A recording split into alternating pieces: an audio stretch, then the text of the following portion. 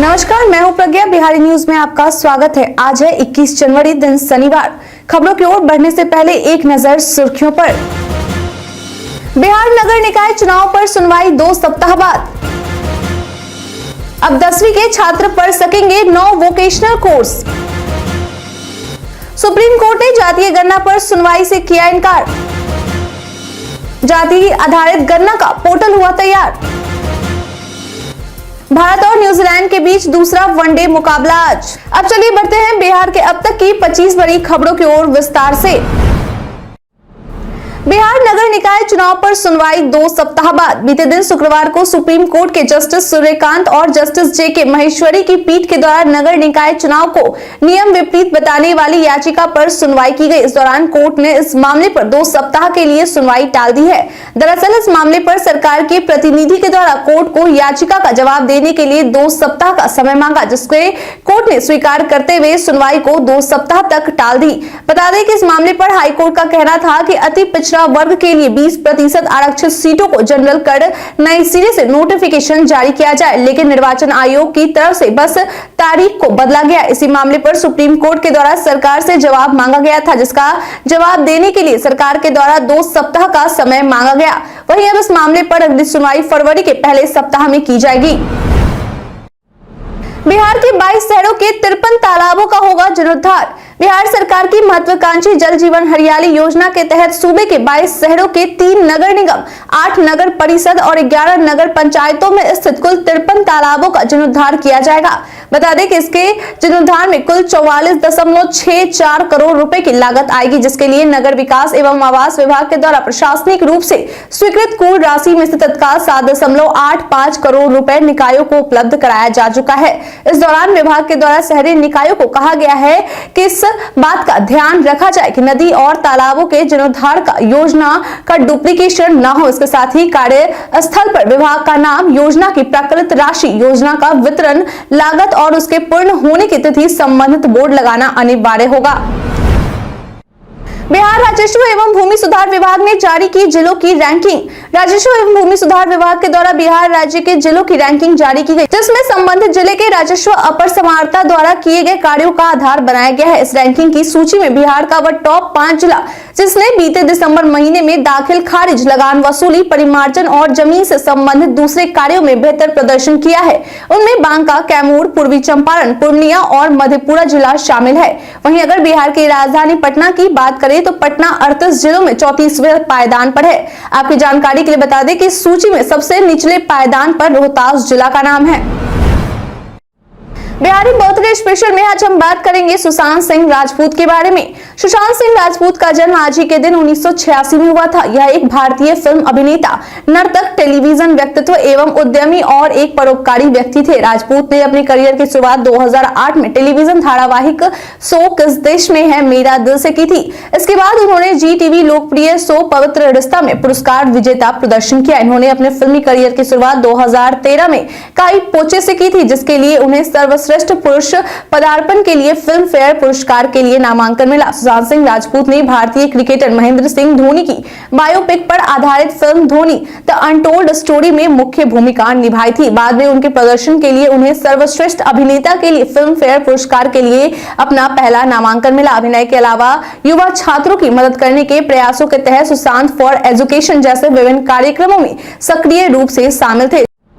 Supreme court ने जातीय गणना पर सुनवाई से किया इनकार। बीते दिन सुप्रीम कोर्ट के द्वारा जातीय गणना पर रोक लगाने संबंधी याचिका को लेकर मुख्यमंत्री नीतीश कुमार और उप मुख्यमंत्री तेजस्वी यादव को बड़ी राहत दे दी है। बता दें कि सुप्रीम कोर्ट ने इस मामले पर सुनवाई करने से इनकार कर दिया। सुप्रीम कोर्ट ने याचिकाकर्ता से साफ तौर पर कह दिया है कि अगर याचिकाकर्ता को सरकार के द्वारा की जा रही जातीय गणना से किसी प्रकार की कोई भी आपत्ति है तो वे सबसे पहले पटना हाई कोर्ट में अपील दायर करें। इस फैसले पर सुप्रीम कोर्ट के द्वारा तभी कोई फैसला सुनाया जाएगा जब हाई कोर्ट के द्वारा इस मामले को लेकर कोई फैसला सुनाया जाता है।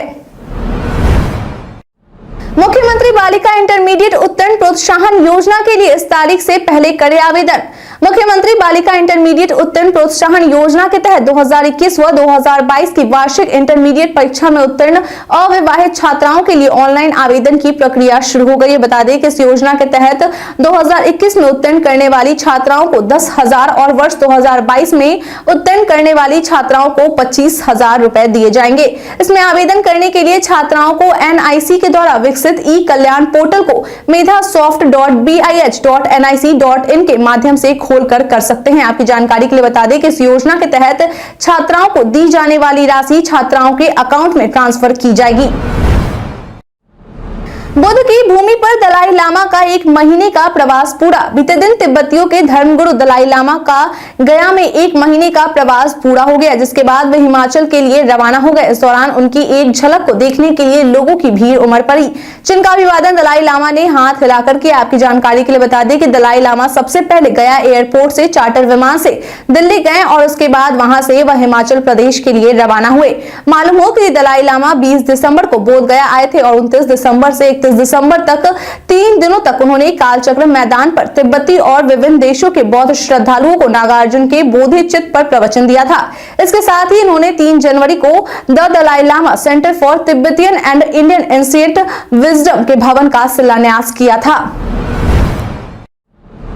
अब 10वीं के छात्र पढ़ सकेंगे 9 वोकेशनल कोर्स। बिहार विद्यालय परीक्षा समिति के द्वारा अधिसूचना जारी कर यह जानकारी दी गई है कि बिहार के सरकारी स्कूलों में नए सत्र 2023-24 सत्र की 10वीं में एडमिशन लेने वाले स्टूडेंट्स अब व्यावसायिक शिक्षा ग्रहण कर सकते हैं। हालांकि इसके लिए ऐच्छिक विषय का चयन करने वाले स्टूडेंट्स को 23 जनवरी तक रजिस्ट्रेशन फॉर्म में जिक्र करना होगा। आपकी जानकारी के लिए बता दें कि स्टूडेंट्स को 9 वोकेशनल कोर्स उपलब्ध करवाए जाएंगे, जिसमें से उन्हें किसी एक का चयन करना होगा। इन 9 वोकेशनल कोर्स में सुरक्षा, beautician, tourism, automobile, retail management, electronic and hardware, beauty and wellness, telecom and IT और IT ट्रेड विषय शामिल है।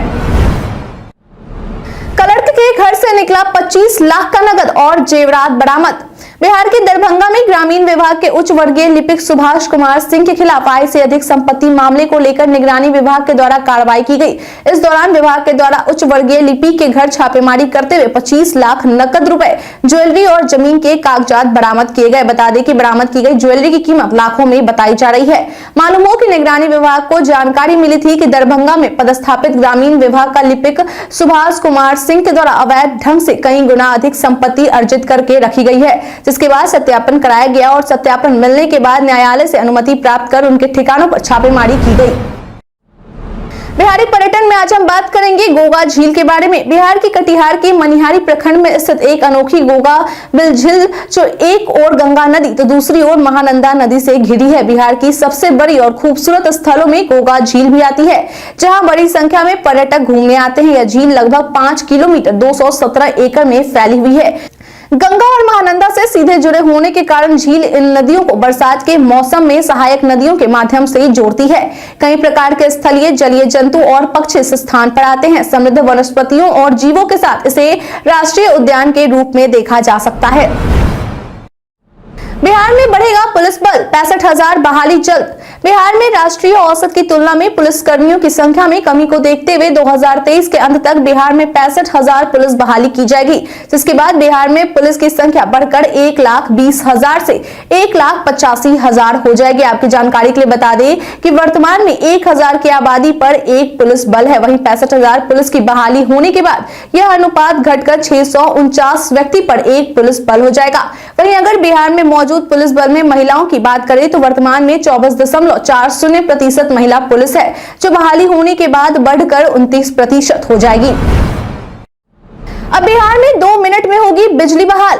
बिहार के लोगों को स्मार्ट मीटर में रिचार्ज करवाने के बाद 1 से 2 मिनट में बिजली बिल मिल सके और नॉन कम्युनिकेशन गैपिंग को खत्म किया जा सके, इसके लिए अब स्मार्ट मीटर को मोबाइल ऐप से जोड़ा जाएगा, जिसके बाद उपभोक्ता को अब रोजाना बिजली खपत और पैसा काटने की सूचना मिलती रहेगी। बता दें कि अभी तक सर्वर की क्षमता कम होने से इस तरह की सूचना पाने में उपभोक्ता को समस्या झेलनी पड़ रही थी। इसी को देखते हुए अब बिजली कंपनी के द्वारा सर्वर की क्षमता को बढ़ाते हुए 5 लाख स्मार्ट मीटर से 15 लाख स्मार्ट मीटरों को संचालित करने की कर दी गई है। वहीं इस पर साउथ बिहार पावर डिस्ट्रीब्यूशन के निदेशक अशोक कुमार के द्वारा दी गई जानकारी के अनुसार जैसे जैसे मीटर की संख्या बढ़ेगी वैसे ही सर्वर की क्षमता का भी विस्तार किया जाएगा। जाति आधारित गणना का पोर्टल हुआ तैयार। राज्य में जाति आधारित गणना के पहले चरण की प्रक्रिया चल रही है, वहीं अब इसके पोर्टल को भी तैयार कर लिया गया है। बता दें कि तैयार किए गए इस पोर्टल में जातिगत गणना से जुड़े आंकड़े डाले जाएंगे। फिलहाल इससे जुड़े आंकड़े जिलाधिकारी की देखरेख में प्रमंडल स्तर पर एक्सेल सीट में डाले जा रहे हैं, जिसके बाद ही इन आंकड़ों को पोर्टल पर डाला जाएगा। आपकी जानकारी के लिए बता दें कि बिहार में हो रहे जाति गणना से जुड़े सारे डिजिटल काम का जिम्मा दिल्ली की कंपनी ट्राइजीन टेक्नोलॉजी को सौंपा गया है। वहीं सामान्य प्रशासन विभाग के द्वारा दी गई जानकारी के अनुसार अब तक जाति आधारित गणना का काम 70% तक पूरा हो चुका है। नमस्कार दोस्तों, आगे बढ़ने से पहले मैं आपको एक भरोसेमंद गेमिंग ब्रांड लोटस 365 के बारे में बताना चाहती हूं, जिसके ब्रांड एम्बेसडर काजल अग्रवाल, नवाजुद्दीन सिद्दीकी और वसी रौतेला है। लोटस 365 सबसे पुरानी गेमिंग कंपनियों में से एक है, जो भारत में 2015 से एक्टिव है। यहाँ आपको क्रिकेट, फुटबॉल, टेनिस से जुड़े अपडेट मिलते हैं। यहाँ आप 1000+ लाइव गेम खेल सकते हैं और अद्भुत पुरस्कार जीत सकते हैं। यहाँ लाइव क्रिकेट, फुटबॉल मैच की भविष्यवाणी कर दैनिक विजेता बन सकते हैं। लोटस 365 से आप जीतने वाली राशि को तत्काल अपने खाते में ट्रांसफर कर सकते हैं या लाइव मैच भी देख सकते हैं। यहाँ आपको बेस्ट ऑफर और प्रमोशन भी मिलता है। साथ ही इसमें अच्छी बात यह है कि 7121 कस्टमर सपोर्ट है। तो आप इंतजार किस बात का अभी खेले और iPhone 13 royal Enfield, Samsung Galaxy S22 ultra जैसे रोमांचक उपहारों के साथ बोनस ऑफर का लाभ उठाए। इसका लिंक डिस्क्रिप्शन बॉक्स में दिया हुआ है। इस तरह के खेल में फाइनेंशियल रिस्क होता है, आप इसके आदी हो सकते हैं, इसलिए आप इसे अपनी जिम्मेदारी पर खेलें।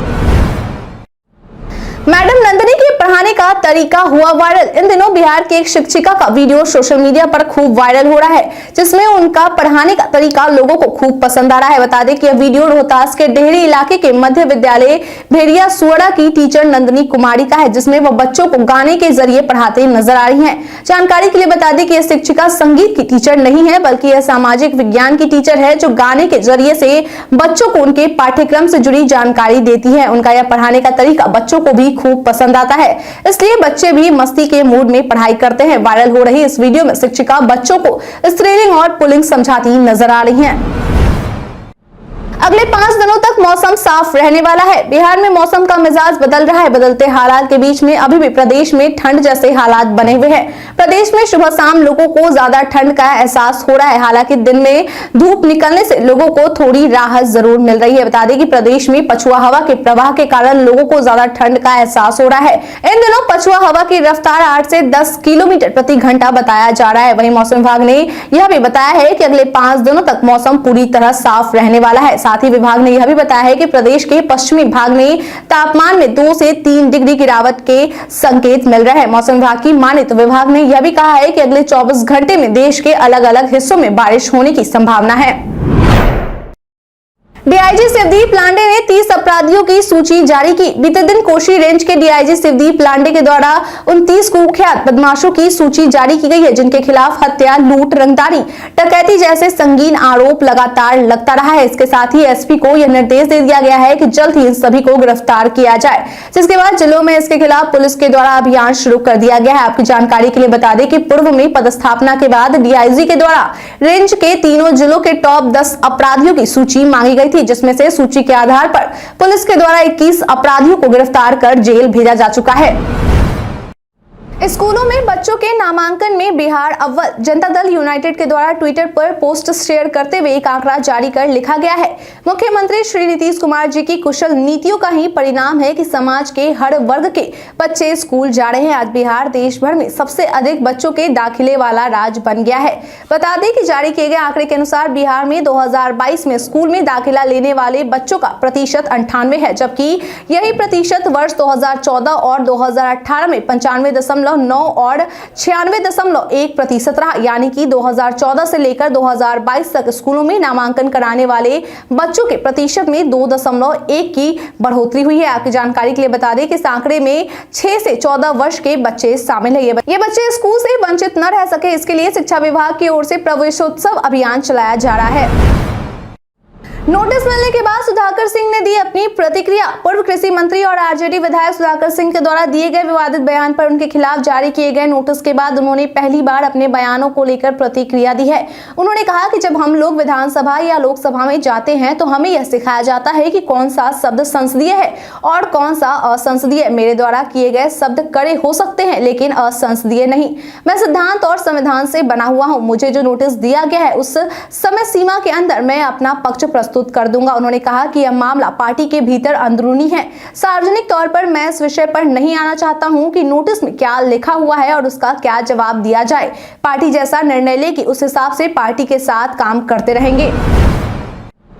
रेल बजट को लेकर सीएम नीतीश का केंद्र सरकार से मांग। बीते दिन मुख्यमंत्री नीतीश कुमार नालंदा में पत्रकारों से बातचीत करते हुए केंद्र सरकार से मांग की है कि देश के आम बजट से रेलवे के बजट को अलग कर संसद में पेश किया जाना चाहिए। उन्होंने कहा कि पहले जिस तरह से रेल बजट पेश होता था उसी तरह से पेश हो। जब मैं रेल मंत्री हुआ करता था तब हाउस में रात भर रेल के बजट पर चर्चा चलती थी और जब भी रेल बजट पेश की जाती थी तो उसकी चर्चा पूरे देश भर में होती थी। उस समय यह इतनी बड़ी चीज होती थी, इसलिए मेरा कहना है कि रेलवे का बजट अलग से करवाया जाना चाहिए। उन्होंने कहा कि रेलवे में पहले की तरह ही नियुक्तियां होनी चाहिए। अगर रेलवे का और विकास हो जाए तो लोगों को और भी सहूलियत मिलेगी।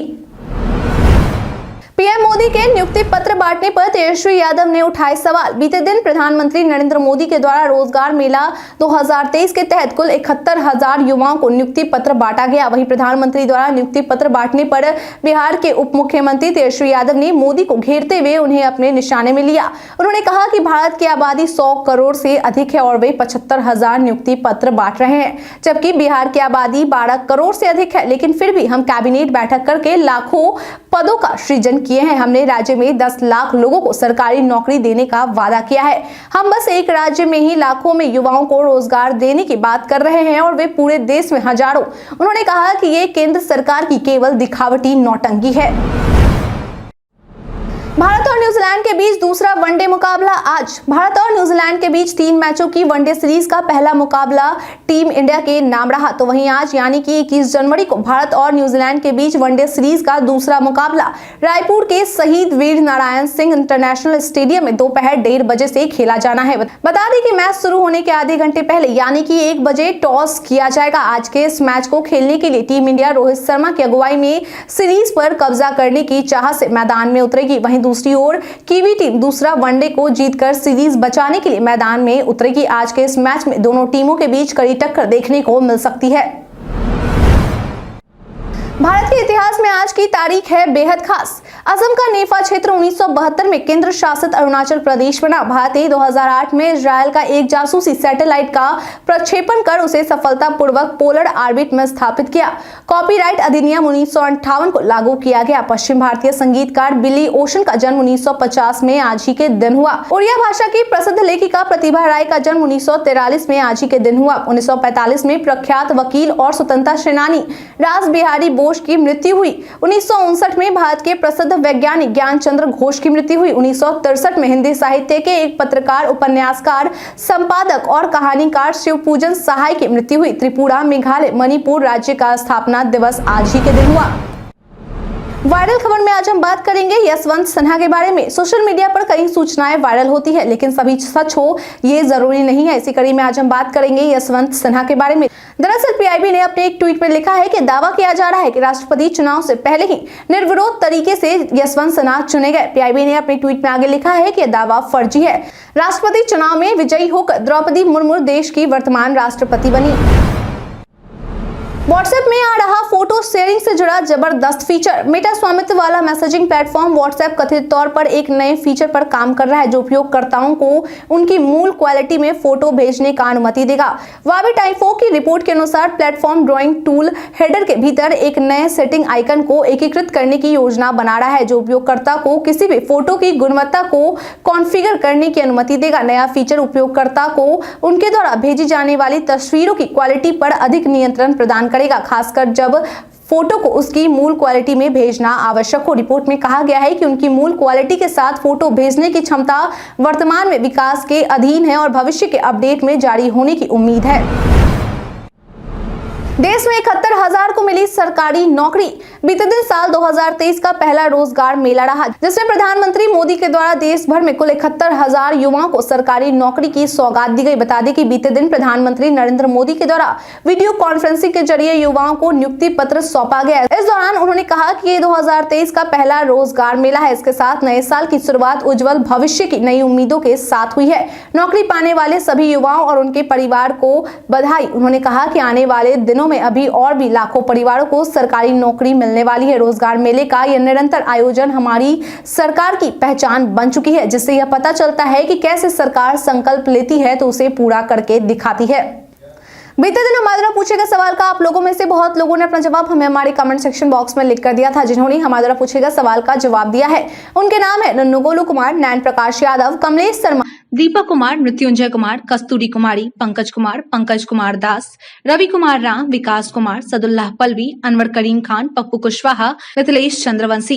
इसके साथ ही बढ़ते हैं आज के सवाल की ओर। आज का सवाल है, आपके अनुसार भारतीय टीम आज न्यूजीलैंड को दूसरे वनडे में हराकर सीरीज जीतने में कामयाब हो पाएगी या नहीं?